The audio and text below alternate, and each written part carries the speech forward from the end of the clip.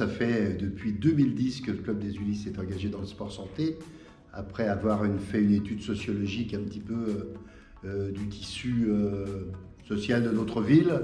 On a accueilli de plus en plus dans nos sections des gens d'un âge certain qui développaient des pathologies souvent lourdes, pour lesquelles on était obligé de mettre en place des dispositifs spécifiques.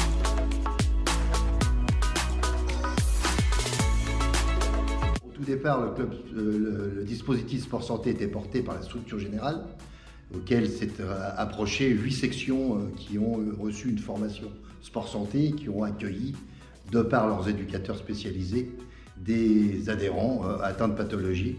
Et donc, nous avions la possibilité d'accueillir environ une centaine de personnes sur nos installations. Pour amener au sport des publics souvent éloignés, on doit offrir un panel d'activités large pour pouvoir répondre à chaque demande. Donc le public vient se renseigner sur la structure générale et nous les dirigeons ensuite vers leur section, celles qu'ils ont affectionnées particulièrement. Les patients en fait disposent d'une prescription médicale qui a été délivrée par un professionnel de santé, donc ils prennent contact avec le club, donc c'est moi qui réponds. Ensuite, ça passe par une prise de rendez-vous avec l'éducateur sport santé, vu que l'inscription en fait va se faire au travers de cet entretien-là. Il y aura 3 entretiens dans l'année, donc un à l'inscription, un bilan intermédiaire et un bilan final.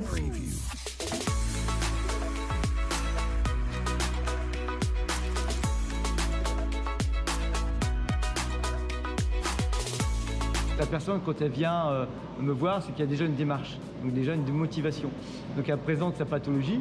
Donc en fonction de la pathologie, je vais mettre en place différents protocoles. Alors la première chose que je vais faire, c'est faire passer différents tests. Alors test questionnaire, test de sédentarité, qualité de vie, de motivation. Ça c'est la première chose. Ensuite des tests physiques, donc en prenant en charge différentes qualités d'endurance, de force, de souplesse, d'équilibre. Je vais proposer un projet APS à la personne. Qui a cette pathologie, mais des propositions par rapport à un planning que nous avons mis en place. Et puis aussi en fonction des motivations de la personne, forcément. Puis derrière, il faut prendre en compte aussi le plaisir qu'elle va avoir à faire l'activité.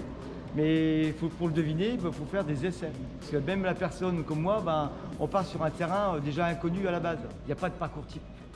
Parce qu'il y a toujours ce facteur de la motivation de la personne et du plaisir qu'elle va vouloir et d'engagement qu'elle va vouloir prendre. Parce que quand elle va venir s'engager, il faut qu'elle y trouve du plaisir.